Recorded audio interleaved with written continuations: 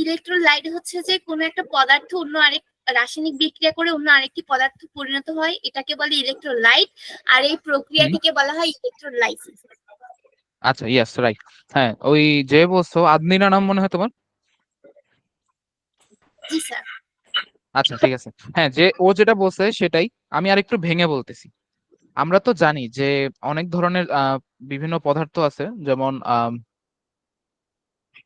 ধরলাম যে একটা পদার্থ হচ্ছে H2SO4, এটা কি সালফিউরিক অ্যাসিড, তাই তো?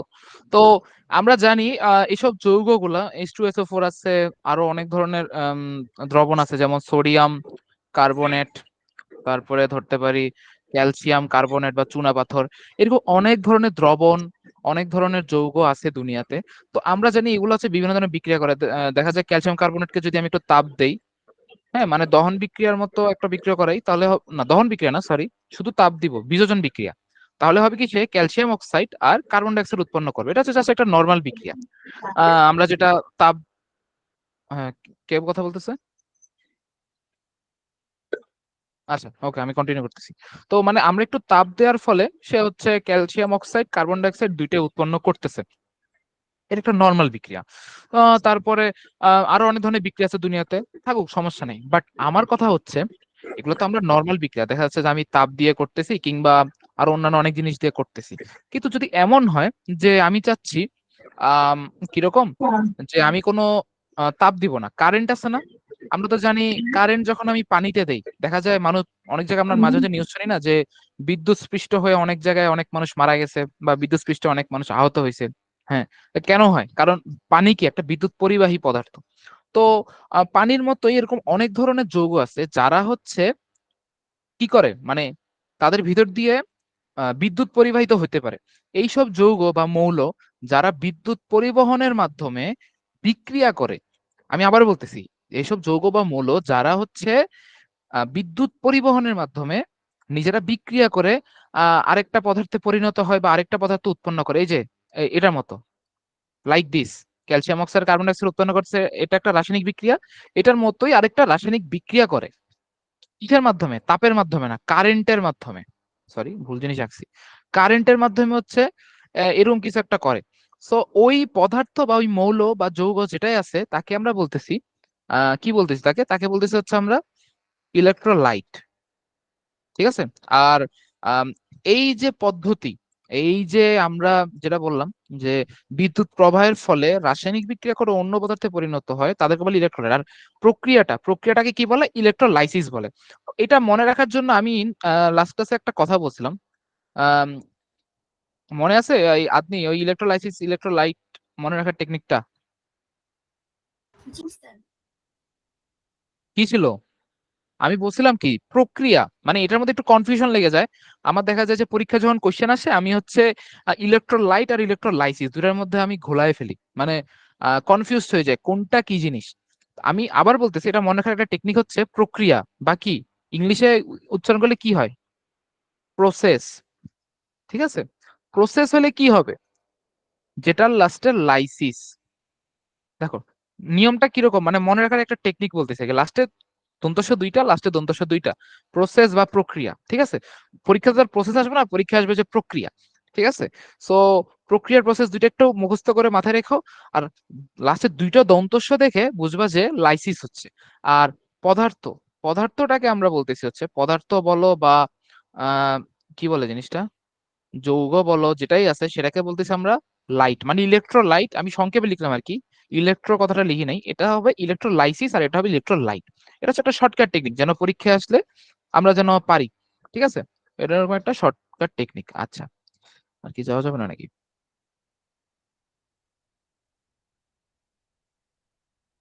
এটা তো ছোট হয়ে গেল কেন? আচ্ছা, ওকে, সমস্যা নাই।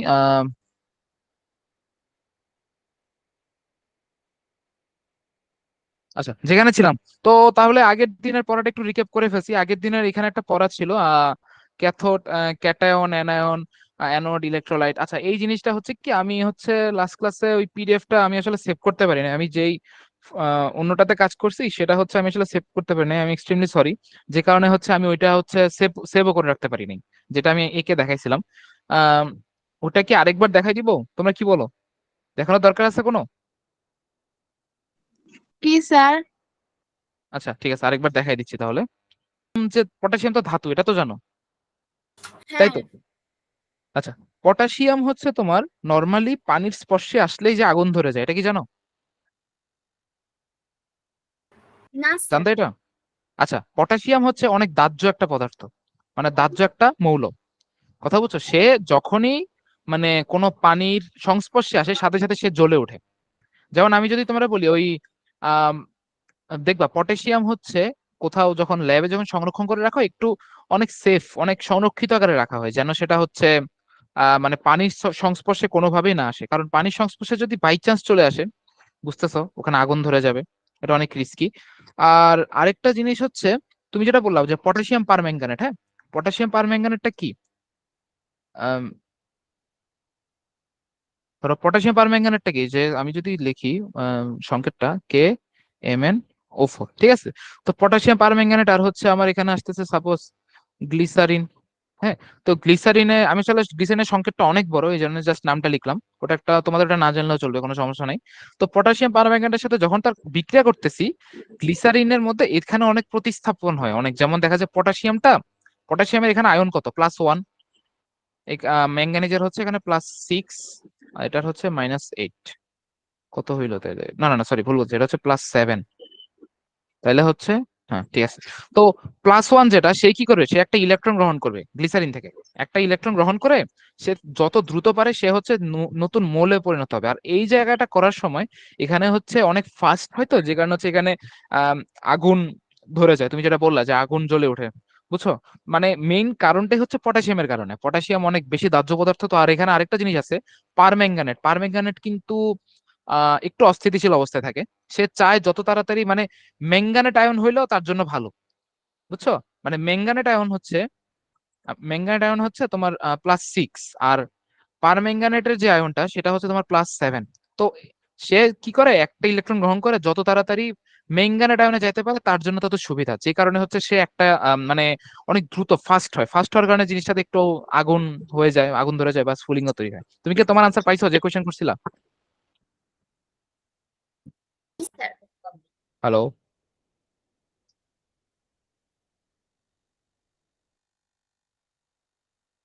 আচ্ছা ঠিক আছে, আমরা তাহলে মুভ করতেছি, যদি আনসার পেয়ে থাকো তাহলে মুভ করতেছি।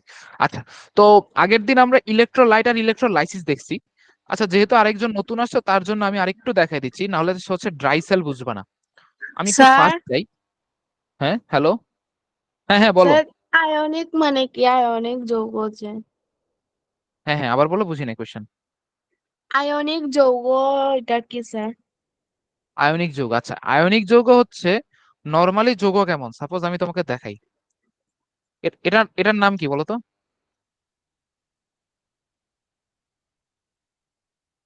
কে বলতে পারবে এই যৌগটার নাম কি? এটা তো একটা যৌগ, এটা তো মানো। Sir sulphate. Yes, sulphuric acid, আমি বুঝতে পারছি, এটা আস্তে আস্তে পড়তে পড়তে ধরো মুখস্থ হয়ে যাবে ইনশাল্লাহ। এটা হচ্ছে সালফিউরিক অ্যাসিড। তো সালফিউরিক অ্যাসিড কি? একটা যৌগ, ঠিক আছে। এখন আমি ধরলাম এখানে হচ্ছে কোন কোন মানে পদার্থের আয়ন মানে আয়ন কি? হাইড্রোজেনের হচ্ছে +1, আর এটা হচ্ছে সালফেটের হচ্ছে -2। তো আমি যদি একটু আলাদা করি, এই জিনিসটাকে যদি একটু আলাদা করে বাইরে নিয়ে আসি, জিনিসটা আসলে কি? এটাই তো নাকি, তাই না? শুনতেছো? জি স্যার। এই যে এটা, তো এটা কি আমার কোনো যৌগ? কি মনে হয়? এটা একটা যৌগ, ঠিক আছে। একটু রেসপন্স করো, পারো না পারো সমস্যা নেই, রেসপন্স করো, ঠিক আছে। এটা হচ্ছে একটা যৌগ, কিন্তু সালফিউরিক অ্যাসিড যেটা, সালফিউরিক অ্যাসিডের কোনো আয়ন নাই, কারণ কি সে একটা স্থিতিশীল যৌগ। আর এ কি, এর হচ্ছে একটা আয়ন আছে, সেটা কি -2, যে কারণে সে হচ্ছে একটা আয়নিক যৌগ। আমার কথা বুঝতে পারছো?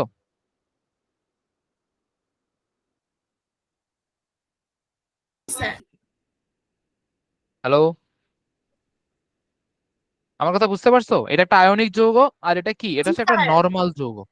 হ্যাঁ, এটা জি হচ্ছে একটা স্যার। নর্মাল যৌগ, এটা হচ্ছে একটা আয়নিক যৌগ। আয়নিক যৌগ কেন বলতেছি, কারণ তার মধ্যে একটা আয়ন আছে। আর এটাকে শুধু নর্মাল যৌগ কেন বলতেছি, তার মধ্যে কোনো আয়ন নাই। আমি উপরে যে আয়নগুলো লিখছি এই আয়নগুলো হচ্ছে জাস্ট এমনি, কথা বলছো, ওটা কোনো ইয়া না, মানে ভিতরে ভিতরে আয়ন, বাট ওটা স্থিতিশীল।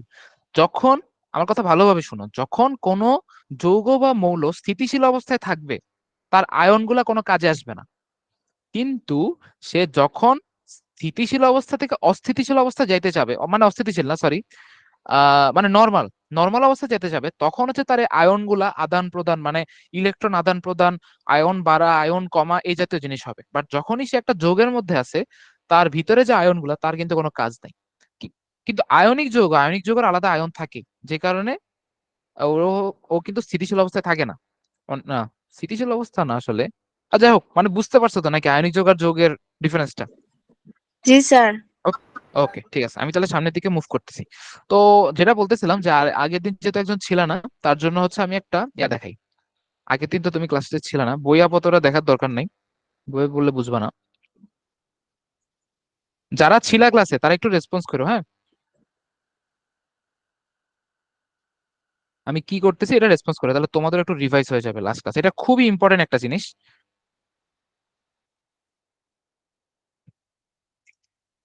আচ্ছা, এটা ছিল কি একটা, বলো উপরে এটা কি ছিল?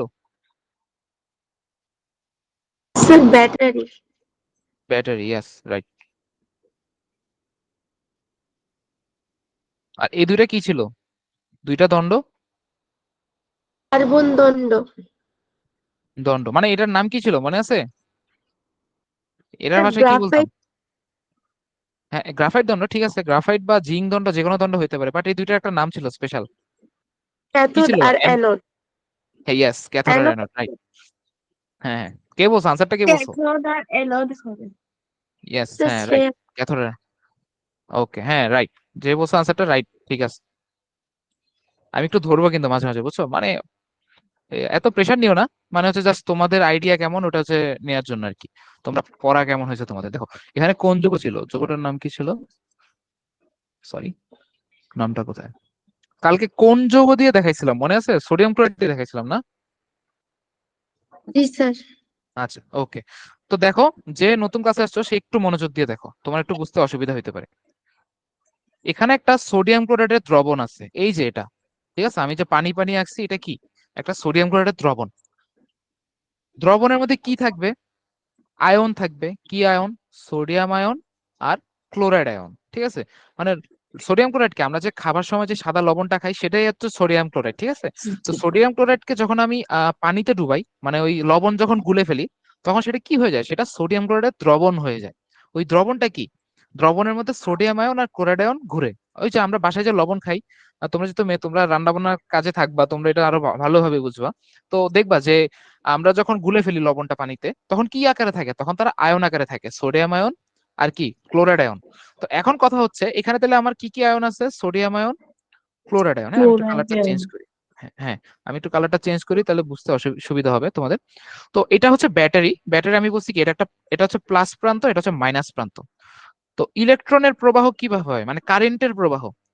নর্মালি প্লাস দিক থেকে কারেন্ট যায়, ওটা হচ্ছে ধরে, কিন্তু আধুনিক বিজ্ঞানে, আধুনিক পদার্থবিজ্ঞানে যেটা বের করা হয়েছে যে ইলেকট্রন সবসময় ব্যাটারির নেগেটিভ প্রান্ত থেকে বের হয়। মানে কি? ইলেকট্রন এদিক দিয়ে বের হবে, ঠিক আছে, এদিক দিয়ে বের হয়ে আসবে এখানে, আবার এদিক দিয়ে এইভাবে প্লাস প্রান্ত দিয়ে ব্যাটারিতে আবার প্রবেশ করবে ইলেকট্রন। কথা বোঝা গেছে? ইলেকট্রন এদিক দিয়ে জি গিয়ে ওই দিক স্যার। দিয়ে আসবে।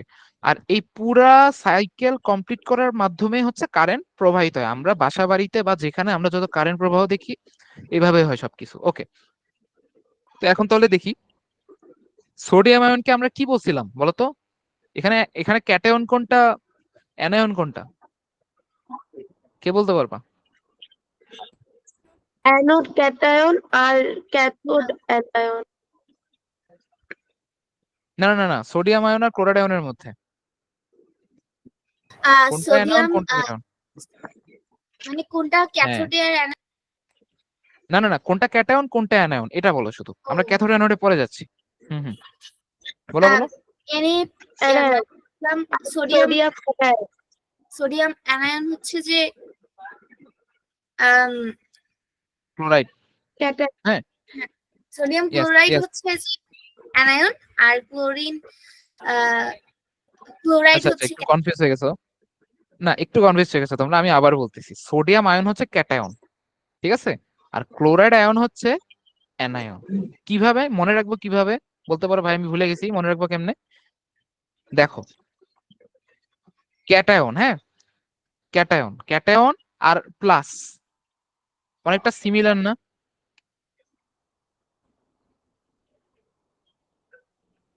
হ্যালো? জি স্যার।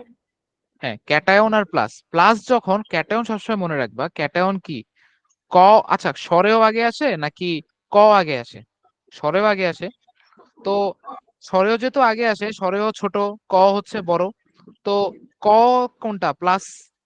প্লাস হচ্ছে একটু বড়, যোগ করলে বড় হয়ে যায় না, আর বিয়োগ করলে কি ছোট হয়ে যায়। তো মাথায় রাখবা, অ্যানায়ন যেহেতু ছোট, অ দিয়ে শুরু হচ্ছে, মানে অ হচ্ছে ছোট স্বরবর্ণে। আমরা জানি না বাংলা স্বরবর্ণ ব্যঞ্জন বর্ণের মধ্যে স্বরেও হচ্ছে ছোট, তো স্বরেওর জন্য আমার কমটা হবে। আর ক্যাটায়নে কি ক একটু বড় স্বরেও থেকে, ব্যঞ্জন বর্ণ যেহেতু। তো তার ক্ষেত্রে কি, তার ক্ষেত্রে প্লাস হবে, প্লাস মানে বড়টা। কথা ক্লিয়ার? মনে থাকবে তো? স্যার আচ্ছা, এই যে দেখো, ওকে, এখন বলো ক্যাটায়ন ক্যাথোডে যাবে নাকি অ্যানোডে যাবে?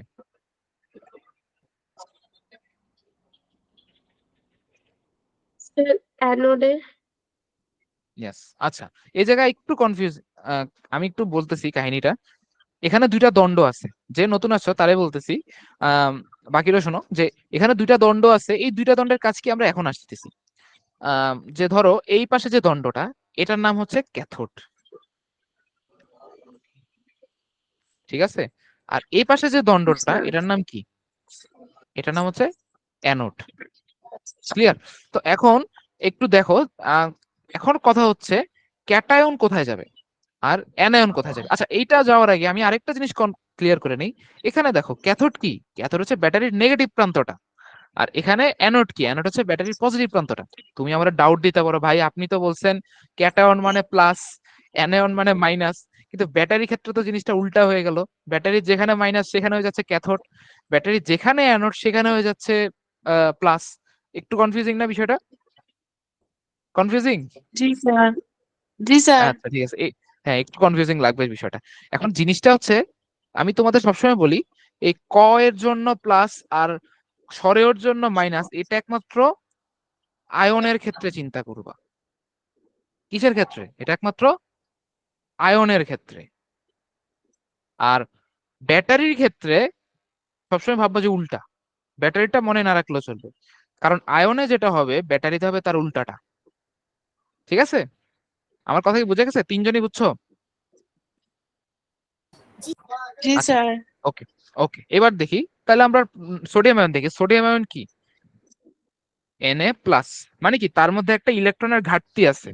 সো আমরা কি বলছি, এখানে এখানে ইলেকট্রোলাইট কি? ইলেকট্রোলাইট হচ্ছে সোডিয়াম ক্লোরাইড। কারণ কি, সোডিয়াম ক্লোরাইড আর ওই বিদ্যুৎ প্রবাহর ফলে, এখানে যদি আমরা কারেন্ট সাপ্লাই শুরু করি ব্যাটারি থেকে, তখন কি করবে সোডিয়াম ক্লোরাইড, এই বিদ্যুৎ প্রবাহের ফলে ভেঙে সোডিয়াম আয়ন থেকে সোডিয়াম ধাতুতে পরিণত হবে। আর ক্লোরাইড আয়ন থেকে ক্লোরিন গ্যাসে রূপান্তরিত হবে। ঠিক আছে? তো এটা কিভাবে হবে সেই প্রসেসটা আমরা একটু দেখি তাইলে। দেখো, ওকে, প্রসেসটা আমরা যদি দেখি, সোডিয়াম আয়ন কি আছে? সোডিয়াম আয়ন একটা ইলেকট্রনের ঘাটতি আছে, যে কারণে সে প্লাস। হ্যাঁ, সো সে কি করবে, সে একটা ইলেকট্রন গ্রহণ করবে, ওয়ান ইলেকট্রন সে গ্রহণ করবে। গ্রহণ করে কি হবে? সোডিয়াম ধাতুতে পরিণত হবে। এই যে দেখো, সোডিয়াম আয়ন এখানে যাবে, মানে কি ক্যাটায়ন কোথায় যাবে? ক্যাটায়ন ক্যাথোডের কাছে যাবে। ঠিক আছে? সে, আমি কি বলছি, ব্যাটারির এই প্রান্ত থেকে ইলেকট্রন বের হবে কারেন্ট প্রবাহের জন্য। সো এদিক থেকে ইলেকট্রন এসে সোডিয়াম আয়নকে একটা করে ইলেকট্রন দিবে। আর সোডিয়াম আয়ন কি হবে, একটা করে ইলেকট্রন গ্রহণ করে সে সোডিয়াম ধাতুতে পরিণত হবে। এবার এই পাশে কি হবে? এ পাশে সম্পূর্ণ উল্টা জিনিস হবে। ক্লোরাইড আয়ন কি করবে? ক্লোরাইড আয়ন দুইটা করে, মানে ইলেকট্রন হচ্ছে সে ত্যাগ করবে। ঠিক আছে? যেহেতু দুইটা ক্লোরিন, সো দুইটা ইলেকট্রন ত্যাগ করবে। আচ্ছা, আমি দুইটাটা মুছে দিই, তোমাদের একটু কনফিউশন হতে পারে। মনে করছে এখানে একটাই ক্লোরিন।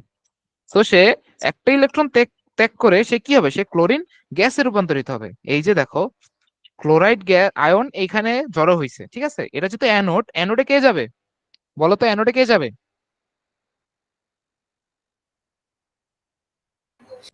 অ্যানোডে যাবে হচ্ছে যে ক্লোরিন। ক্লোরিন, মানে ক্লোরিন আর কি। তো ক্লোরিনটা কি? ক্লোরিন হচ্ছে অ্যানায়ন, ঠিক আছে? হ্যাঁ এটা একটু মনে রাখতে পারো। ক্যাথোডে যাবে কি? ক্যাটায়ন। অ্যানোডে যাবে কি? অ্যানায়ন। শেষ, মুখস্থ। আর এখানে আর কোনো এত এক্সট্রিম কিছু নাই, ঠিক আছে? এটা হচ্ছে আমার। আচ্ছা, এখন এখানে বলি, এখানে ইলেকট্রোলাইট কোনটা আর ইলেকট্রোলাইসিস এখানে কি জিনিস হবে আমার একটু বলো তো এখন তোমরা, সংজ্ঞা অনুযায়ী। ইলেকট্রোলাইট হচ্ছে যে ওই যে আম, আম, হুম হুম। সোডিয়াম, ওই যে সোডিয়াম প্লাস থেকে সোডিয়াম হয়ে গেল, আর এখানে ক্লোরিন হ্যাঁ হ্যাঁ মাইনাস হ্যাঁ থেকে ক্লোরিন হয়ে গেল। আর হ্যাঁ, ক্লোরিন হয়ে গেল। ইলেকট্রোলাইসিস হচ্ছে যে এই প্রক্রিয়াটাই, যে ইয়েস, রাইট। হুম, বলো বলো। হচ্ছে যে এই যে সোডিয়াম, মানে সোডিয়াম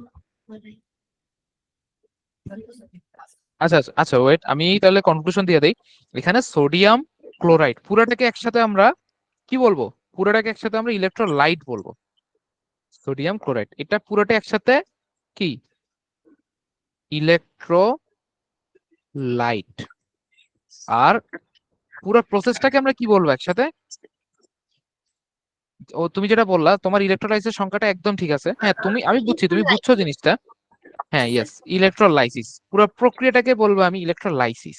আর শুধুমাত্র যৌগটা সোডিয়াম ক্লোরাইড, হ্যাঁ তুমি তুমি বলতেছো যে সোডিয়াম আয়ন হচ্ছে, ক্লোরাইড আয়ন হচ্ছে। ইয়েস, রাইট, প্রসেসটা ঠিক আছে, বাট আমি জিজ্ঞেস করছি কোন যৌগটা তাহলে ইলেকট্রোলাইট? Sodium chloride. কারণ কি? সোডিয়াম ক্লোরাইড হচ্ছে ভেঙে ভেঙে সোডিয়াম ধাতুতে পরিণত হচ্ছে আর ক্লোরিন গ্যাসে পরিণত হচ্ছে। যেই কারণে আমরা, মাদারটা কে ছিল? মাদার ছিল সোডিয়াম ক্লোরাইড, ভেঙে ভেঙে হচ্ছে পরে সোডিয়াম আর ক্লোরিন হয়েছে। সো আমরা মাদার যে যৌগটা তাকে বলতেছি আমরা ইলেকট্রোলাইট। কথা ক্লিয়ার? তিনজনই বুঝছো? কোনো কনফিউশন আছে আর? না স্যার। ওকে, ঠিক আছে। আচ্ছা, একটু টাইম বেশি নিয়ে ফেলছি, আচ্ছা সমস্যা নেই, আমরা হচ্ছে বাকিটুকু শেষ করে ফেলি। হ্যাঁ, তো এখানে আরেকটা জিনিস আছে। এই ইলেকট্রোলাইসিস প্রক্রিয়ার উপর ডিপেন্ড করে, এই দেখো তোমরা চিত্রটা দেখতে পারতেছো এখানে কি কি আছে না আছে, এখানে তোমরা মানে দেখতে পারবা।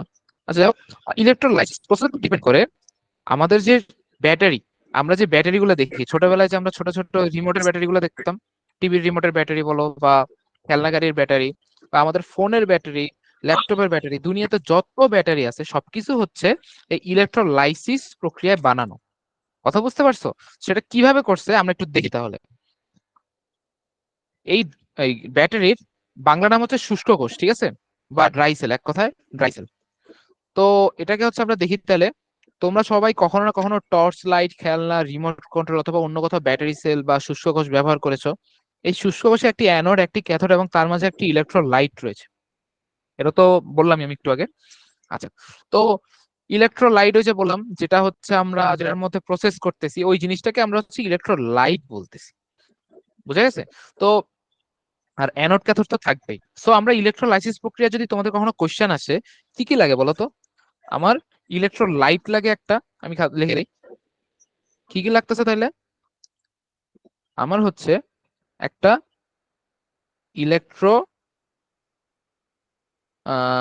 লাইট লাগতেছে, ঠিক আছে?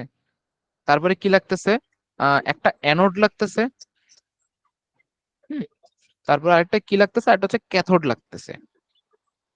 আর আরেকটা জিনিস তোমরা বলতে পারো ব্যাটারির বিষয়টা, যে ব্যাটারি লাগতেছে। আসলে ব্যাটারি কখনো ব্যাটারি লাগে, কখনো ব্যাটারি ছাড়াও করা যায়। ব্যাটারি ছাড়া কিভাবে করা যায় ওটা তোমরা পরবর্তী ক্লাসে জানতে পারবে, ঠিক আছে? আপাতত তোমাদের একটু ইজিটাই দিছে, ব্যাটারি ছাড়া, ব্যাটারি সহ। ব্যাটারি ছাড়া একটু কঠিন, প্রসেসটা একটু কঠিন। ওকে, তো যাই শুনে কি কি আছে আর। এখানে অ্যানোড হিসেবে কাজ করে একটি দস্তার ধাতব আয়রন। আচ্ছা, দস্তা কি জিনিস চিনো? Sir zinc. কপার। ইয়েস। না না, হ্যাঁ, দস্তা মানে হচ্ছে জিঙ্ক। ইয়েস, যে বলছে সে রাইট। সমস্যা নেই, যে পারো নাই সমস্যা নেই, জেনে রাখো আজকে থেকে। দস্তা হচ্ছে জিঙ্ক। আর কপারের নাম হচ্ছে কপারের নামটা আমি আপাতত মনে করতে পারতেছি না। লোহা হচ্ছে ফেরাম। দস্তা হচ্ছে জিঙ্ক। আর কপারেরটা কি আসলে আমি আপাতত মনে করতে পারতেছি না, তোমরা যদি মনে করতে পারো আমরা বইলো, ঠিক আছে? আমি আপাতত ভুলে গেছি, মনে করতে পারতেছি না। তো যাই হোক, আমরা পরেরটা, ড্রাইসেলটা দেখি, ড্রাইসেলে কি কি আছে। তো এখানে হচ্ছে একটা কি কি বলছে, আমি একটা ইলেকট্রোলাইসিস প্রসেস করতে গেলে আমার এই তিনটা জিনিসের দরকার হয়। তো এই তিনটা জিনিস কোথায় দরকার হয় তাহলে আমি একটু লিখি, শর্টকাটে লিখে ফেলি। লাইসিস যখন করতে চাই, ইলেকট্রোলাইসিস, হ্যাঁ। তো এখন তোমরা আমাকে কোশ্চেন করতে পারো যে তাইলে, মানে আমি তোমাদের কোশ্চেন করতে পারি যে তাইলে আমরা একটা ব্যাটারি বানাচ্ছি, ব্যাটারিটা তাহলে কোন পদ্ধতিতে বানানো হয় বলো তো?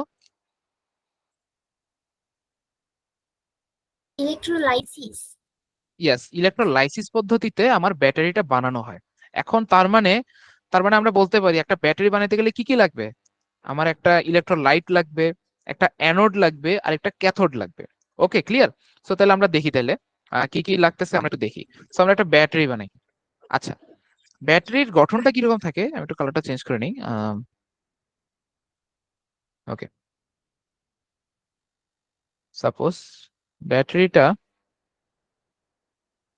বিষয় নাই, ব্যাটারি কেমন থাকে এই যে এরকম, তাই না? আচ্ছা, আমার আঁকার হাত অতটা ভালো না, কিছু মাইন্ড করো না তোমরা।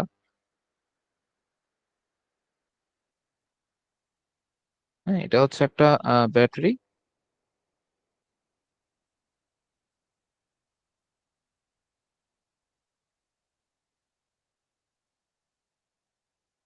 ঠিক আছে, এটা একটা পার্ট, এই যে হইলো, ঠিক আছে।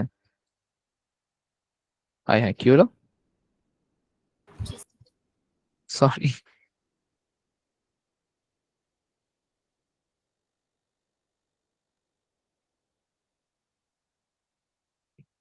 ঠিক আছে, এটা হচ্ছে একটা ব্যাটারির চারপাশ, ভিতরে আরো অনেক কিছু থাকে, আমরা একটা একটা করে দেখি। বইতে দেখি। ওকে, তো দেখো তাইলে এখানে তাহলে কি কি থাকবে ভিতরে, হচ্ছে সাপোজ এই পাশে হচ্ছে ব্যাটারির মাথাটা থাকে, হ্যাঁ। উপরে একটা আংটার মতো থাকে। আচ্ছা, আর কি কি ভিতর থেকে একটা একটা করে আঁকি। হ্যাঁ, এইখানে হচ্ছে তোমার, উফ,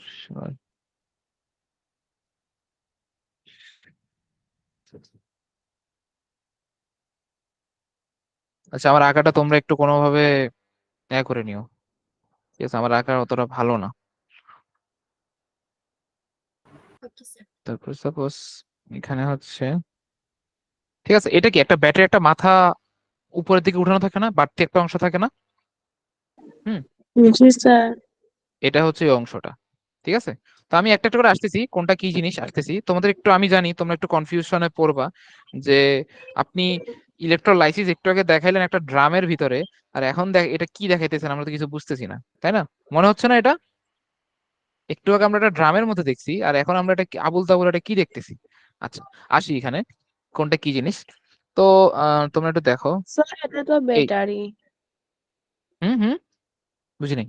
মানে এটা তো যে শুষ্ক কোষ মানে ব্যাটারি। হ্যাঁ হ্যাঁ হ্যাঁ, ইয়েস, ব্যাটারি, শুষ্ক কোষ ব্যাটারিটা।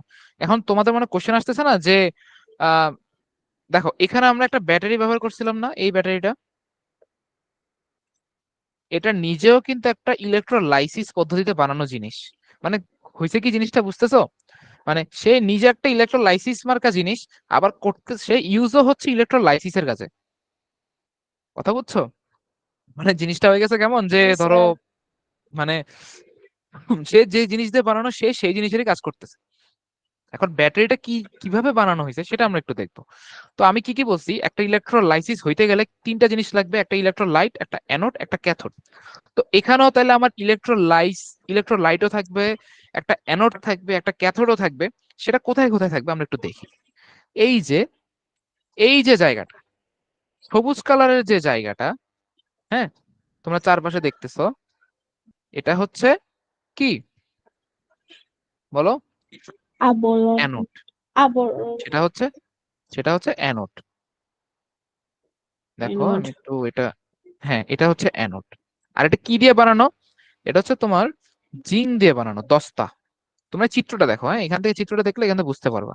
ওকে, তো এটা হচ্ছে জিঙ্কের। আর এই যে এই জায়গাটা একটা ফাঁকা স্পেস আছে, দেখো আমি কালার চেঞ্জ করে দিই তাহলে তোমাদের বুঝতে আরো সুবিধা হবে। এই যে যে জায়গাটা, এই জায়গাটা কি? এই জায়গাটা হচ্ছে অ্যামোনিয়াম ক্লোরাইড, NH4Cl।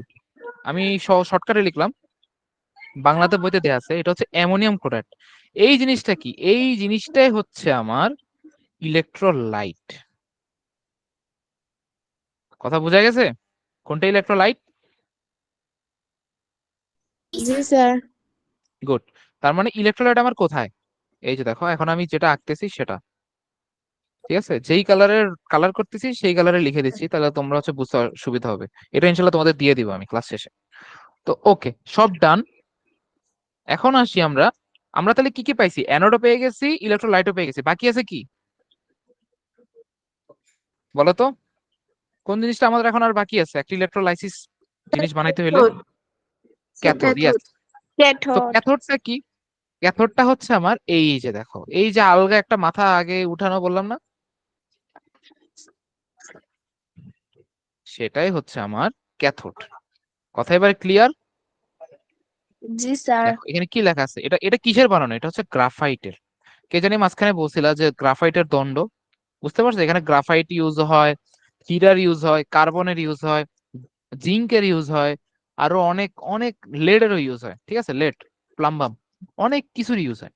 সো এই সব কিছু মিলে হচ্ছে জিনিসটা। আচ্ছা, তোমরা কি তাহলে আমরা তিনটা জিনিস পাইছি এখানে একটা ব্যাটারির মধ্যে? হ্যাঁ। তো আমরা এটাকে একটা ইলেকট্রোলাইসিস পদার্থ বলতে পারতেছি, তাই না? আচ্ছা ঠিক আছে। হুম। তো এখন সবকিছুই বুঝলাম, এখন তোমরা আমাকে একটা কোশ্চেন করো নাই যে ভাই আপনি, যে স্যার আপনি এখানে চারটা জিনিস আঁকছেন, এই যে এই কালারের একটা, বেগুনি কালারের একটা, হলুদ কালারের একটা, সবুজ কালারের একটা। আমি কিন্তু তিনটা জিনিস বলছি, কিন্তু মাঝখানে বেগুনি কালারটা কি জিনিস এটা কিন্তু আমি এখনো বলি নাই। তোমরা কি খেয়াল করছো? এখানে বেগুনি কালারটা কিন্তু কি আমি কিন্তু এটা বলি নাই, জি স্যার। ঠিক আছে? এটা হচ্ছে ম্যাঙ্গানিজ ডাইঅক্সাইডের একটা আবরণ। এটা কি জিনিস আমি তোমাদের পরে আসতেছি, বাট একটু বলে নিই এটা কেন ইউজ হয়েছে।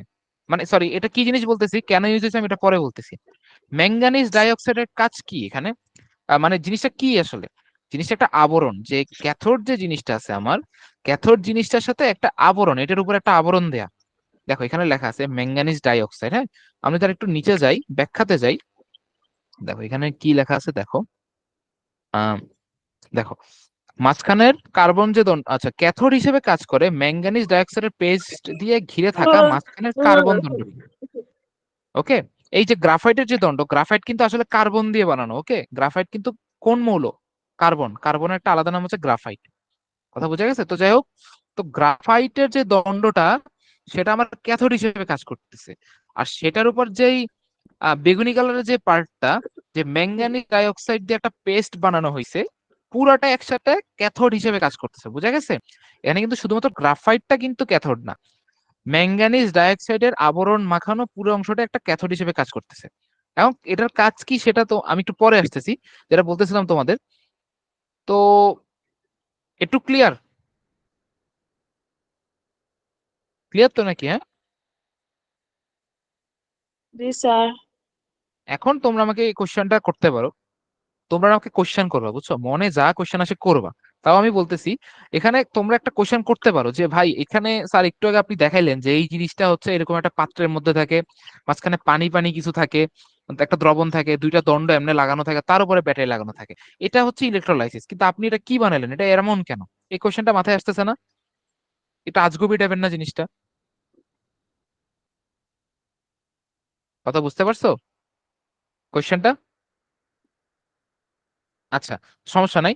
আমি ধরে নিচ্ছি যে তোমাদের মাথায় কোশ্চেনটা আসছে। এখন কোশ্চেনটা আনসার কি, যে কেন জিনিসটা দেখতে এরকম আবোল তাবোল? জিনিসটা একটু এই দিক দিয়ে একটা বক্স, ওই দিক দিয়ে আরেকটা বক্স, তার ভিতরে আরেকটা বক্স, মাঝখানে একটা দণ্ড, জিনিসটা হইলো কি তাইলে? আচ্ছা, এই জিনিসটা এমন কেন? তুমি একটা জিনিস চিন্তা করো, আমি যদি এখানে এরকম একটা পাত্র বানাই, হ্যাঁ, তোমরা যেটা আগে ইলেকট্রোলাইসিস দেখে আসছো আগের পেজে, ধরো আমি এরকম একটা পাত্র বানাইলাম, পাত্রের মধ্যে এখানে এরকম একটা পানি দিলাম, একটা দণ্ড দিলাম, এখানে একটা দণ্ড দিলাম, মাঝখানে কিছু একটা লাগাই দিলাম। তো এই জিনিসটা যদি আমি একটা ব্যাটারির ভিতরে বানাইতাম, আমরা ব্যাটারিটা কি করি, অনেক অনেক দৌড়ঝাঁপ অনেক কিছু জানা ব্যাটারির সাথে। ব্যাটারি কি সবসময় সোজা করে রাখি? অবশ্যই না। এটা এক সময় দেখা যাবে উল্টাবো আমি, হ্যাঁ, অনেক সময় সাইড করে রাখবো, অনেক সময় নাড়াবো। তো তাহলে কি হইতো, তাহলে ভিতরে যে দ্রবণটা আছে, এই দ্রবণটা নড়াচড়া করে পুরো সবকিছু ছড়াই যেত না, তাই না? তো জিনিসটা কি হতো, জিনিসটা কি আমি যেই জিনিসটা চাচ্ছি ওই জিনিসটা হইতো? এই পানিগুলো যদি উপরে উঠে যদি এই তারগুলোর সাথে হয়, দেখা যাবে যে তারগুলো নষ্ট হয়ে যেতে পারে। তখন আর তো কোনো কাজও করবে না। সো এই ঝামেলাগুলো পোহানোর জন্য, এই এড়ানোর জন্য জিনিসটা এমন ভাবে বানানো হয়েছে যেন আমি এটা যেভাবে ইচ্ছা সেভাবে রাফ ইউজ করতে পারি। কথা বুঝতে পারছো? আচ্ছা ওকে, কোনো সমস্যা নাই, একজন হয়তো লিভ নিছে। আচ্ছা রেকর্ডিং কি চলতেছে? হ্যাঁ। জি ইয়েস, স্যার। আচ্ছা আচ্ছা আচ্ছা ওকে ওকে, স্যার সমস্যা নেই। কথাগুলা কেটে কেটে আসছে। কি আমার কথাগুলা?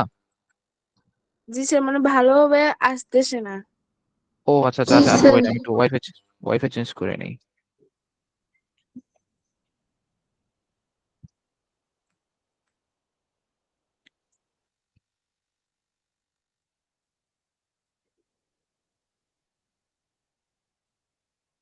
আচ্ছা এখন শোনা যাচ্ছে? এখন ক্লিয়ার? জি স্যার। ওকে, আমি আবার বলি, আমার কোশ্চেনের আনসারটা কি তোমরা বুঝতে পারছো? আমি যে কোশ্চেনটা আনসার দিছি তোমাদেরকে।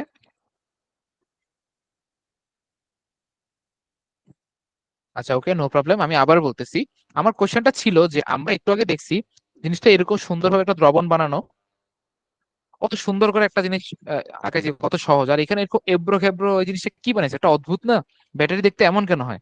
তোমাদের মাথায় তো কোশ্চেন আসতে পারতো যে স্যার আপনি এখানে এরকম একটা বক্স বানাইতেন, বক্সের মধ্যে একটু পানি দিতেন, আর এখানে হচ্ছে দুইটা দণ্ড লাগাই দিতেন, উপরে একটু ব্যাটারি দিয়ে একটা কানেকশন দিয়ে দিতেন, হয়ে গেল আমার একটা ব্যাটারি। এরকম হইতে পারতো না? কেন আমার জিনিসটা এমন হয় নাই? কারণটা হচ্ছে আমার এই ব্যাটারিটা তো সবসময় সেম থাকবে না। এই ব্যাটারিটা আমি অনেক রাফ ইউজ করব। দেখা যাবে যে ব্যাটারিটা আমি উল্টাবো, সোজা করব। তোমরা গাড়িতে যখন ব্যাটারি লাগাও বা রিমোটে যখন ব্যাটারি লাগাও, রিমোটটা কি সবসময় সোজা থাকে? অবশ্যই না। রিমোটটার উপর দিয়ে কত কিছু যায়। দেখা গেছে টিভি টুবি কাজ করতেছে না, রিমোটে আমরা মেজাজ গরমে দু তিনটা বাড়িও মারি। ঠিক আছে? এত কিছু কি ব্যাটারি করলে কি হবে? ভিতরে যে দ্রবণটা থাকে, এই দ্রবণটা উল্টাপাল্টা হয়ে পুরো আমার সার্কিটটাই তো নষ্ট করে দেবে, তাই না? যেটা তো আসলে আমার ব্যাটারি বানানোর জিনিসটাকে নষ্ট করে দিচ্ছে। সো এই জিনিস, এগুলা পোহানোর যেন না লাগে সেজন্য হচ্ছে জিনিসটা এমন ভাবে বানানো হয় যেন হচ্ছে সে সব ধরনের এআই নিতে পারে। ঠিক আছে? আচ্ছা কিছু বলবা? হ্যান্ড রেস, আচ্ছা ওকে, সমস্যা নাই। আশা করি বুঝতে পারছো তো না তোমরা? স্যার, এখানে ওকে তো ব্যাটারি, গ্রাফাইট ক্যাথোড দেয়া।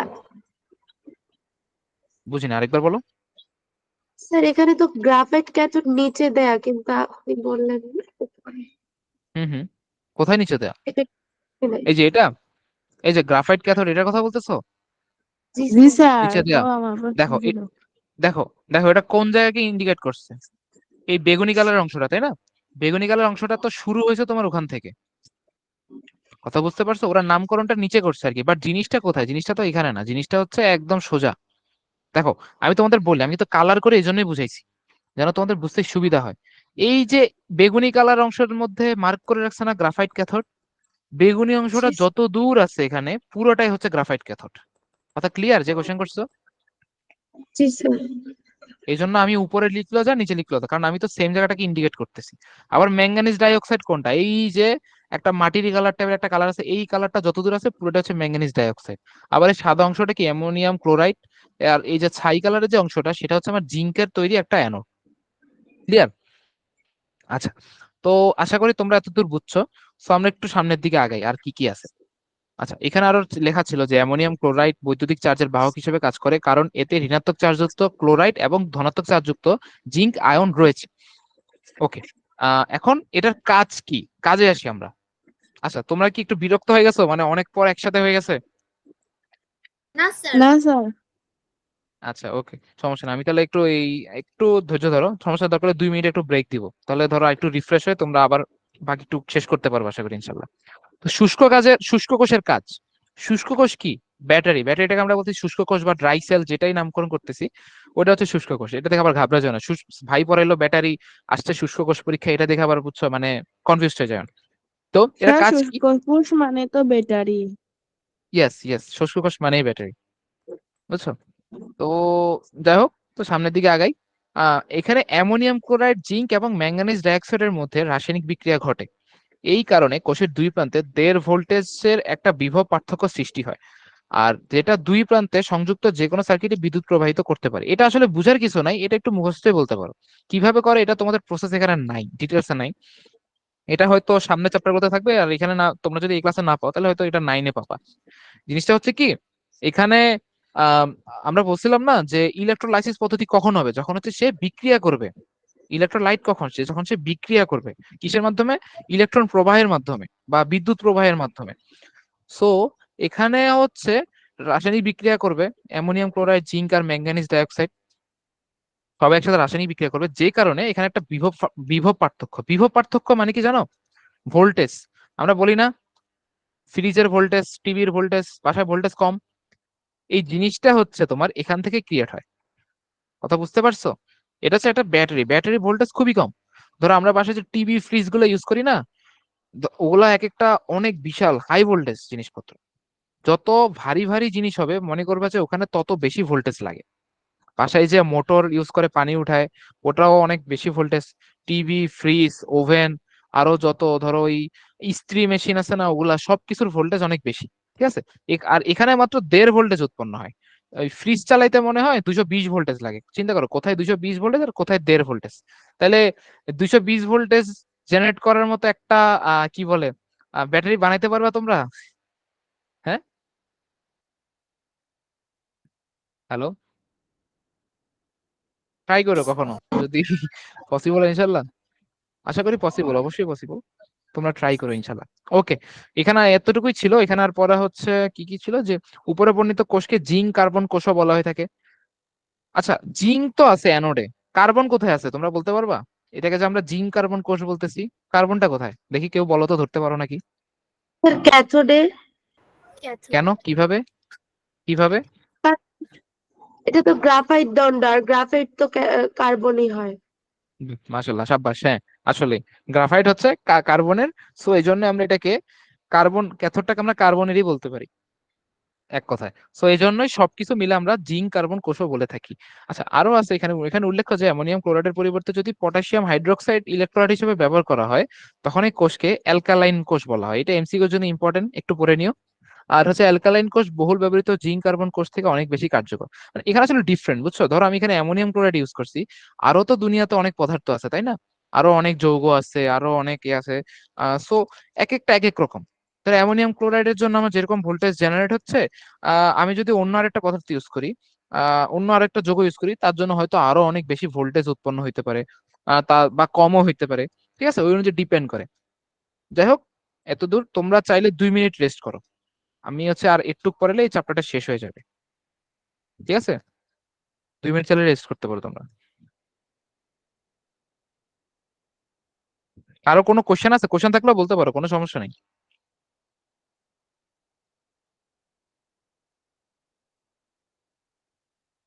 না স্যার।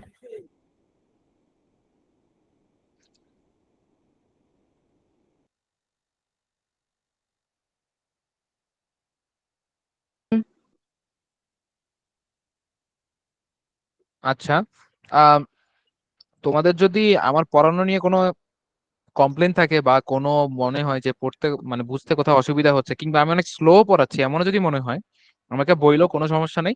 আমি চাবো যে তোমাদের যেভাবে ফ্লেক্সিবল হয় ওইভাবে পড়াইতে। ঠিক আছে, পড়ানোটা তো তোমাদের। আমি অবশ্যই এক্সপেক্ট করবো তোমাদের জন্য কিছু একটা, মানে অবশ্যই তোমাদের একটু হেল্প করতে পারি। ঠিক আছে।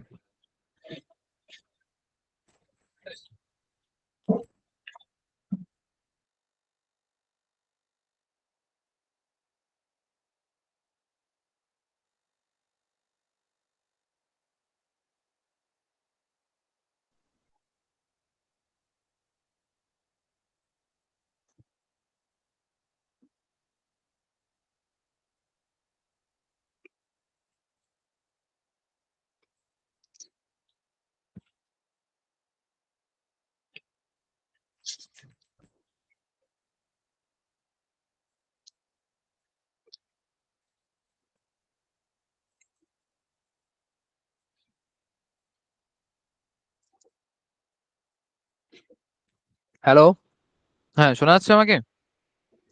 জি স্যার। আচ্ছা, আচ্ছা, বাকিটুকু হচ্ছে শেষ করে দেই। আর এখানে হচ্ছে আরেকটা ছিল ভরের সংরক্ষণ নীতি। তোমরা কি নিউটনের থার্ড ল জানো?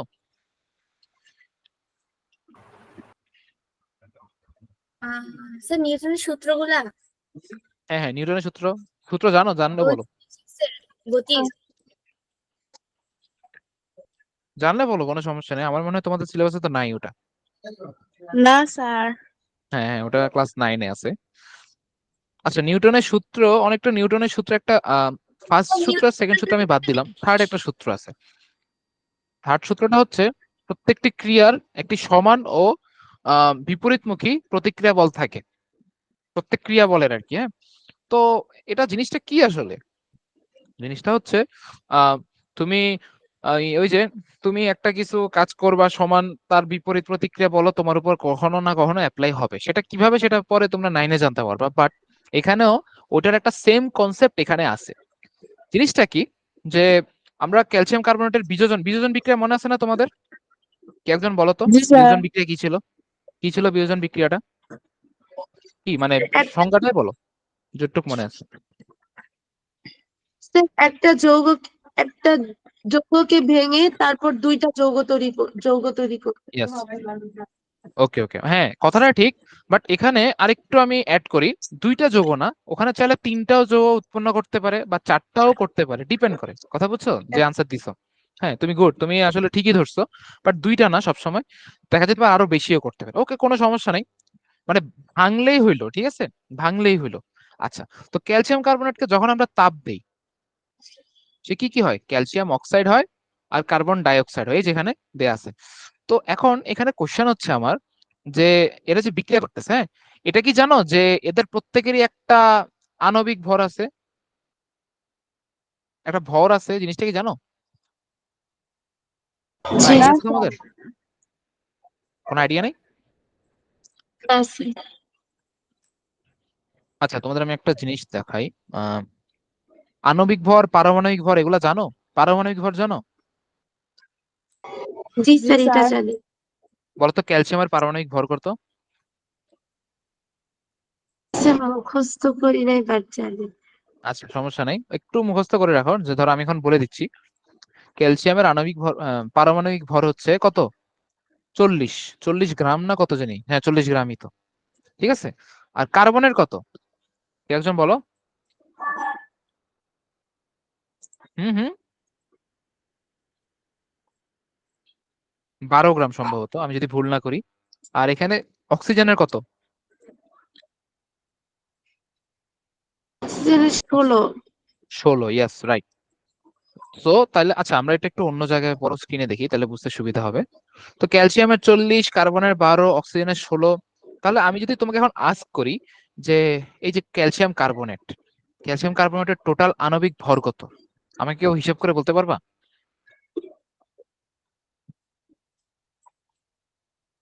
ক্যালকুলেটর স্যার, নিয়ে হিসাব করে বলো তো আমাকে। হুম হুম, বলো এগুলোর বলো। যোগফল হবে, এগুলোর হ্যাঁ যোগফল। ইয়েস, হ্যাঁ ইয়েস, আর এগুলোর 16টা যোগফল।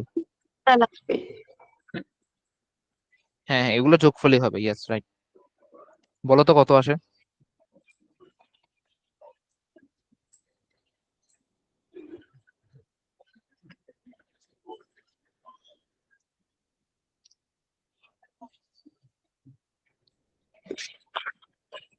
স্যার, 100। হুম হুম, কত? 100। 100? জি স্যার। Yes right. যে বলছো, নাম কি তোমার? স্যার, শ্রেয়া।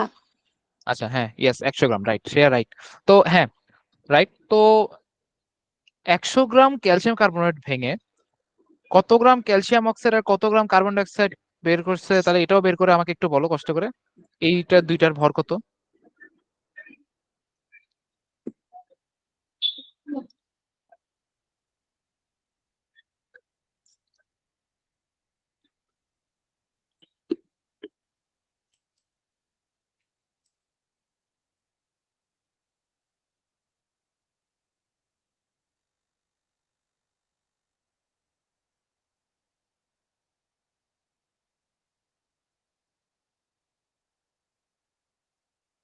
স্যার, একটু বলো তো। CaO 56, হ্যাঁ আর হ্যাঁ হ্যাঁ, স্যার 56 গ্রাম।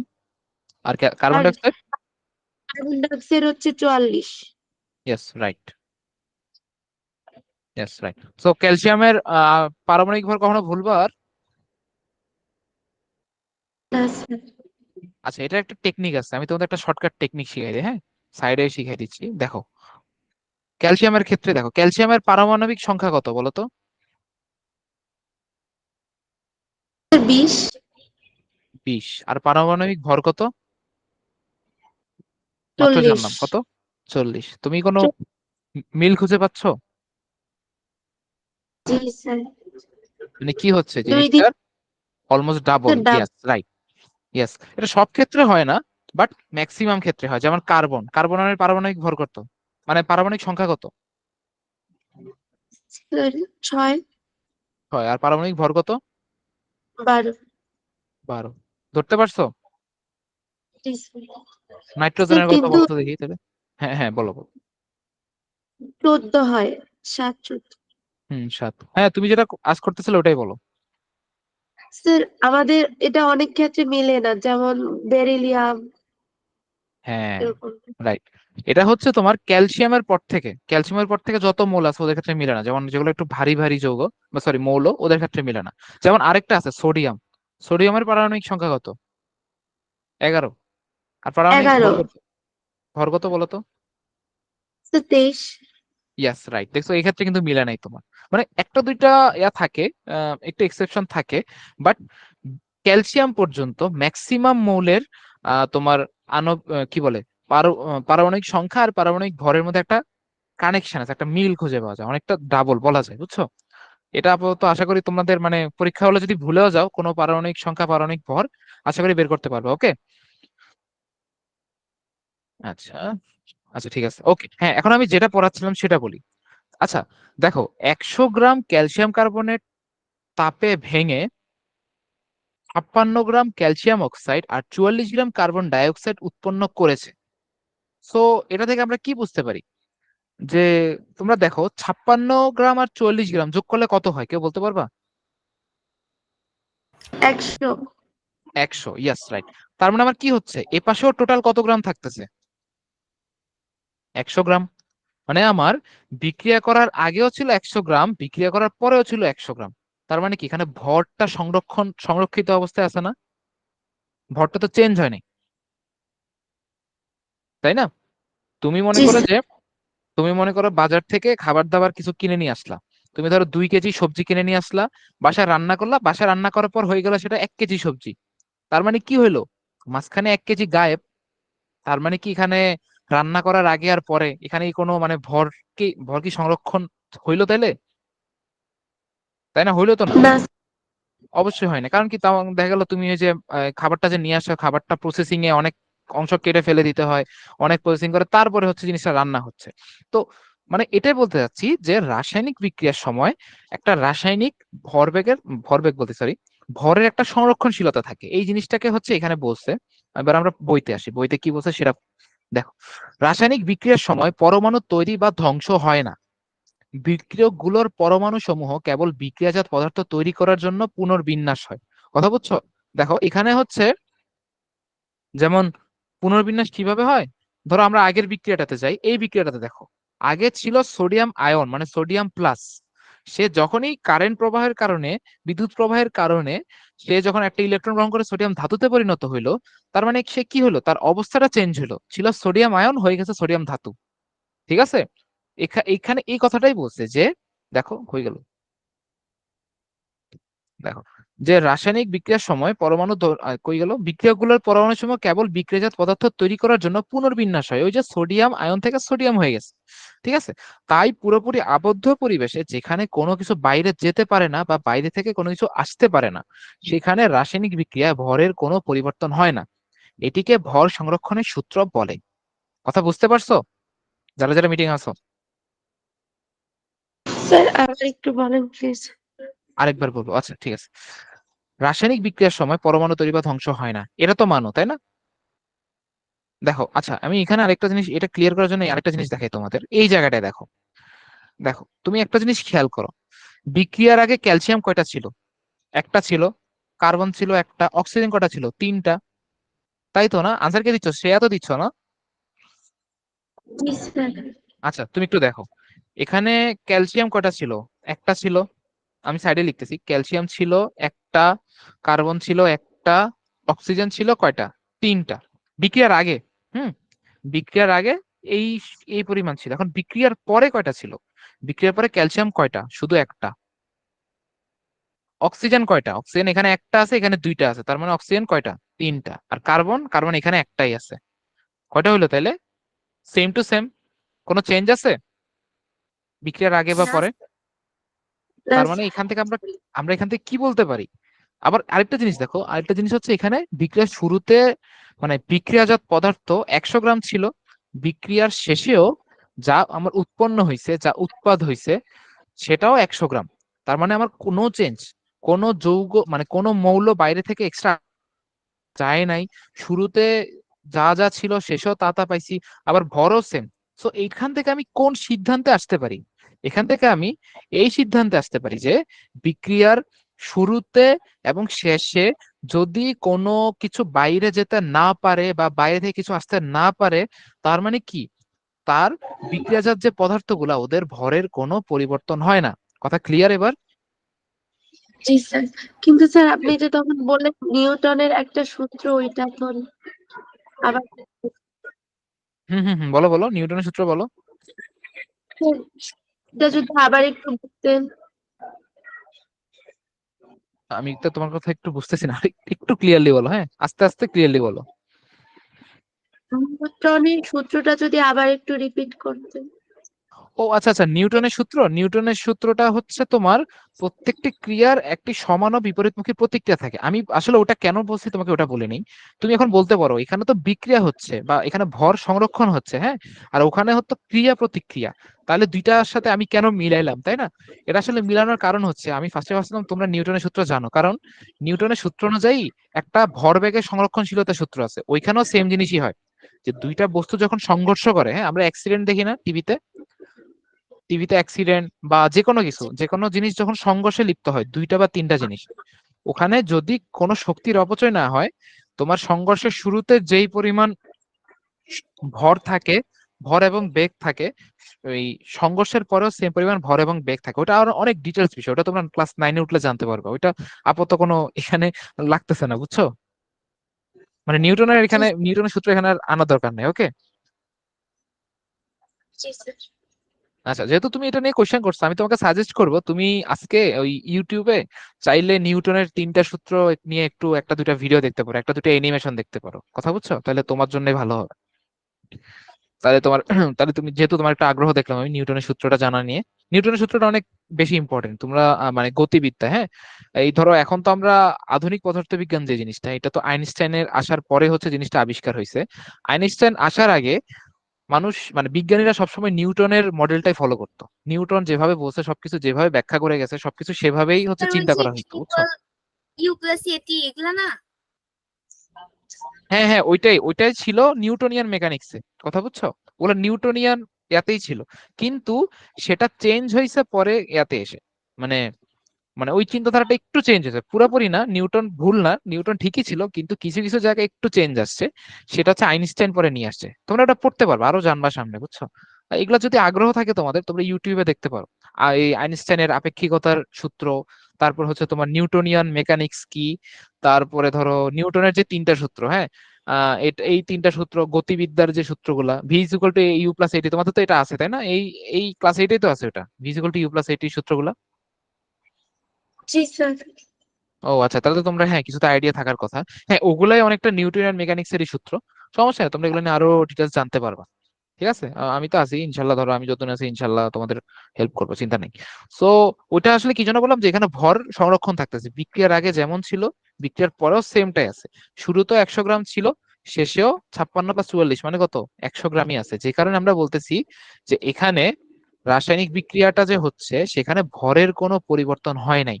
তার মানে এই বিক্রিয়াতে ভর সংরক্ষণ হচ্ছে, ভর সংরক্ষিত আছে, এই জন্য এই এই পরিবর্তন না হওয়ার জিনিসটাকে আমরা বলতেছি ভর সংরক্ষণের সূত্র। কথা ক্লিয়ার? জি স্যার। ওকে, জি স্যার। আপাতত আপাতত আমাদের এই জি চ্যাপ্টার স্যার। শেষ। এরপর হচ্ছে অম্ল ক্ষার লবণ, আচ্ছা ওটা আপাতত ধরতেছি না আজকে। তোমরা কি ক্লিয়ার নাকি এখানে? স্যার অম্ল ক্ষার লবণ এটা আমাদের হ্যাঁ হ্যাঁ, বলো বলো। সিলেবাসে নাই। ও আচ্ছা, এটা স্যার সিলেবাসে নাই। অম্ল ক্ষার লবণ syllabus-এ নাই। ও আচ্ছা, হ্যাঁ আমি তো সিলেবাসে দেখছিলাম আগের দিন, ভুলে গেছি। আচ্ছা সমস্যা নাই, আপাতত নেক্সট চ্যাপ্টার ধরতেছেন, 8টা বেজে গেছে, ঠিক আছে? তোমরা তাহলে আশা করি তোমাদের কোনো এমনি কোনো সমস্যা থাকলে তোমরা বের করে এসে আমাকে জানাবা। আমি এক্সপেক্ট করবো তোমরা আমাকে কোশ্চেন করে করে আমাকে আটকাই দিবা, ঠিক আছে? আমি চাই এটা, কারণ এটাতে হয় কি আমিও অনেক কিছু জানি না, তোমাদের কোশ্চেন করার কারণে দেখা যাবে যে আমি একটা জিনিস ঘেটে তারপরে আমি নিজেও একটা জিনিস আইডিয়া নিয়ে তারপরে এসে তোমাদের বুঝাইতে পারবো। কথা বুঝছো? জি স্যার। আমি নিজেও তো স্টুডেন্ট মানুষ। তো আশা করি ইনশাল্লাহ তোমাদের হেল্প করতে পারবো সবকিছুতে। আর যাই হোক, আর আমি লাস্ট দিন হচ্ছে আমি বাড়ির কাজ দিতে ভুলে গেছিলাম, বুঝছো? আমি আসলে সিস্টেমটা সম্বন্ধে একটু পরিচিত ছিলাম না, একটু অ্যাডপ্ট হতে একটু টাইম লাগতেছে, যে কারণে হচ্ছে লাস্ট দিন দিতে পারিনি। আমি হচ্ছে হয় আজকে রাতে নলে আগামীকালকে ওই হোমওয়ার্ক দিয়ে দিব, ঠিক আছে? Okay sir. জি স্যার। আচ্ছা, আর আর তোমাদের মনে হয় একটা উইকলি এক্সাম নেওয়ার কথা, কবে নিলে ভালো হয় একটু বলো তো? আহ, স্যার এই শুক্রবার। তারপর এই স্যার শুক্রবার শুক্রবারে? নিলে ভালো। শুক্রবার জি কি স্যার। সকালে? জি স্যার। আচ্ছা ওকে, শুক্রবার তাহলে আমি তাহলে ভাইয়ের সাথে কথা বলবো শুক্রবার সকালে। ঠিক আছে ইনশাল্লাহ। ওকে, ঠিক আছে, স্যার তোমরা তাহলে ভালো থাকো। একটা হ্যাঁ হ্যাঁ, বলো। একটা স্যার একটা যোজনী যদি হচ্ছে যে আহ, সমাধান করে দিই। বুঝিনি, আবার বলো তো। একটা মানে হচ্ছে যে ওই যে সমতাকরণ, ও, সমতাকরণ বিষয়টা?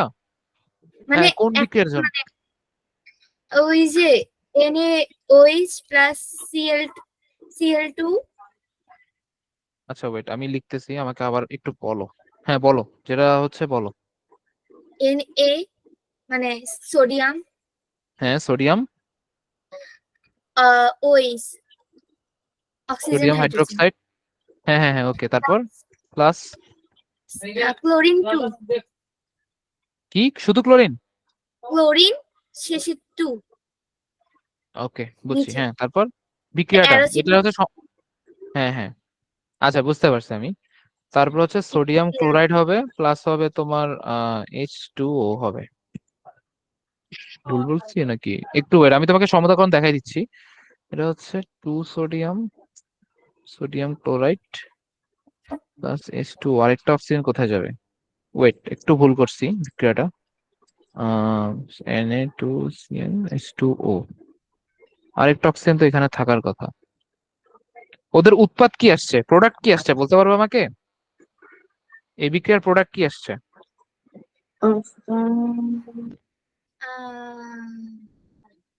স্যার এটা হচ্ছে যেখান যে থেকে ম্যাম ম্যাম মানে দিছিল তোমাদের? হ্যাঁ এর আগে আপনার আগে যে ক্লাস যিনি ক্লাস নিতেন, তো ও এটা আচ্ছা না আচ্ছা অনেক আচ্ছা।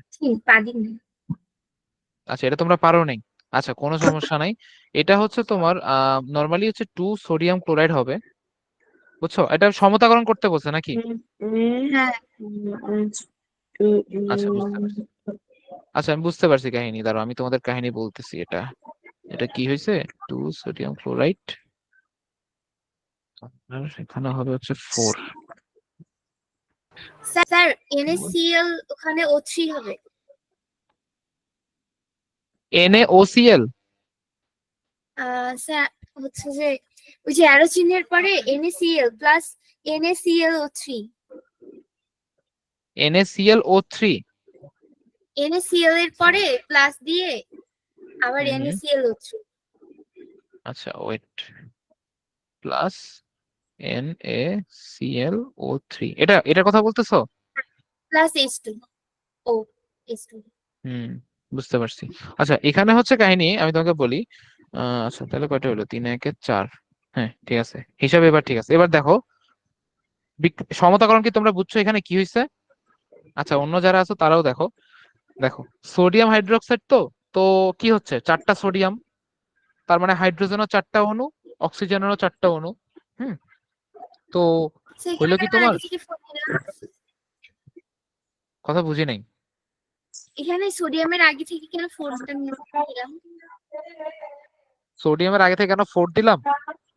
হ্যাঁ, আচ্ছা, এটা একটু দাঁড়াও, একটু আমি একটু কনফিউশনে পড়ে গেছি, হিসাব কি হয়েছে নাকি হয় নাই তো, একটু হিসাব উল্টাপাল্টা হয়েছে, একটু ওয়েট করো। হ্যাঁ, বলতেছি তোমাদের। আহ স্যার এটা সংখ্যাগুলো তো অনেক মিশাই বড়, দিলে আবার করতে ভালো। এটা একটু একটু বড় হয়ে গেছে। আচ্ছা, এটা তোমাদের কি বিক্রিয়া উনি এভাবে দিয়ে দিছিল যে উৎপাদও এটা? ধুর, কি করছি, হ্যাঁ হ্যাঁ এভাবেই উনি বলছিল মানে যে এটা উনি, অনেক কঠিন, এই বয়সে এটা পারার হুম। মানে অত সহজ না, তো চেষ্টা করো। আচ্ছা, বুঝছি। উনি হচ্ছে তোমাদের বিক্রিয়া সহ দিয়ে দিছিল। নর্মালি হচ্ছে বিক্রিয়াটা এরকম হয় না, কথা বুঝছো? আমি তোমাদের বলি একটু।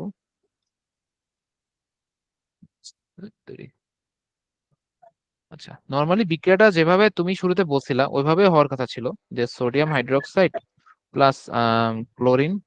আমি যদি বিক্রিয়া করি হবে হচ্ছে সোডিয়াম ক্লোরাইড প্লাস H2O যদি ধরি আমি এখানে, তখন হচ্ছে আমার 4টা দিলাম, এখানে 2টা দিলাম, তাহলে 4 NaCl 2H2O, তাহলে আমার 2টা, না তাও তো 2টা থাকতেছে, 4টা। বুঝতে পারছি। আচ্ছা, এটা আসলে অনেক বড় একটা, এটা হচ্ছে তোমার সমতাকরণটা একটু একটু কষ্ট হবে তোমাদের। এত বড় বিক্রিয়া কেন এই কাছে দিল আমি জানি না। আচ্ছা, যাই হোক, আমি তাও দেখাই দিই সমতাকরণটা।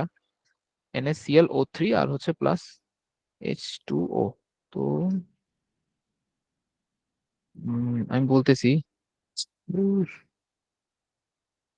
Plus Cl2। ওকে, তো এখানে হচ্ছে আমার সোডিয়াম কয়টা, আচ্ছা আরেকটা বুঝতে ভুলে গেছি।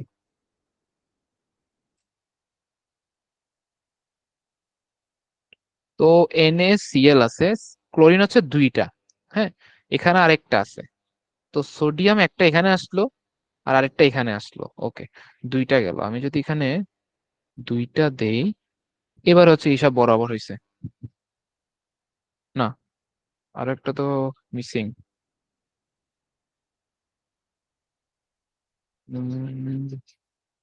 তাহলে হচ্ছে আমার এটা অনেক বড় হয়ে যাবে। ওয়েট, অক্সিজেন হচ্ছে 3টা, এখানে আছে একটা, 4টা, তার মানে এখানে 4H2। না, এখানে হিসাব কখনোই বরাবর হবে না, বিক্রিয়াতে মেবি ভুল আছে এটা। ওয়েট,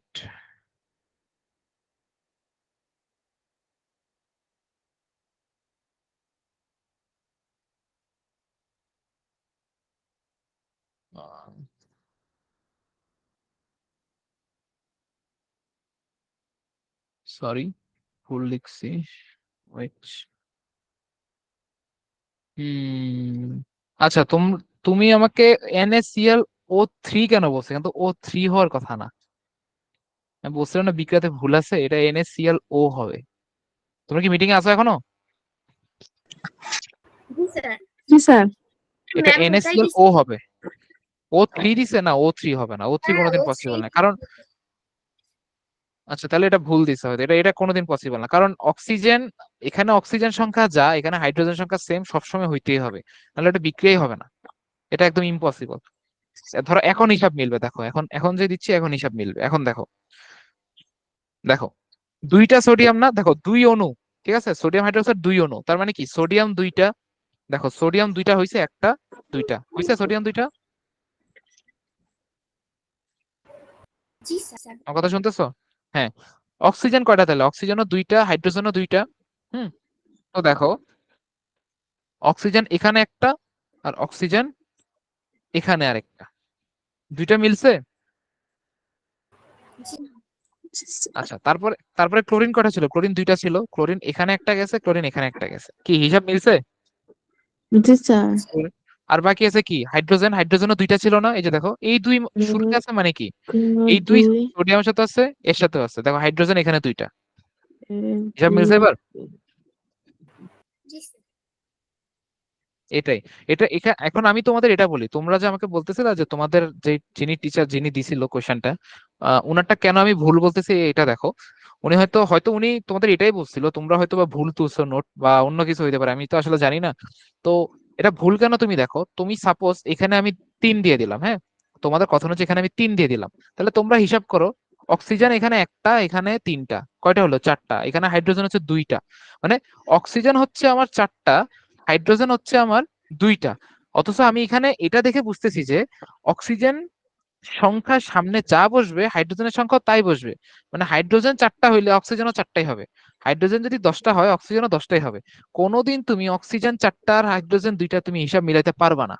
আমার কথা বুঝতে পারছো? সো এটা কোনোভাবেই পসিবল না। এই কারণে আমি বলছি যে এই বিক্রিয়াটা হচ্ছে ভুল। ঠিক আছে, কি তোমরা এখন মিলাতে জি পারছো হিসাব? হ্যাঁ। সমতাকরণ পারবা এবার? আচ্ছা, সমতাকরণ আমি তোমাদের একটু জি প্র্যাকটিস করাবো। প্র্যাকটিস করলে হচ্ছে এটা সমস্যা একদম কেটে যাবে ইনশাল্লাহ। এটা বুঝতে পারছি সমতাকরণ অতটাও ইজি বিষয় না, এটা একটু বিক্রিয়াটা আসলে একটু কঠিন। সো এই জন্য হচ্ছে তোমরা একটু বুঝতে পারছি তোমাদের এই জন্য সমস্যা হয়েছে। ওকে, আর কোনো কোয়েশ্চেন আছে? না স্যার।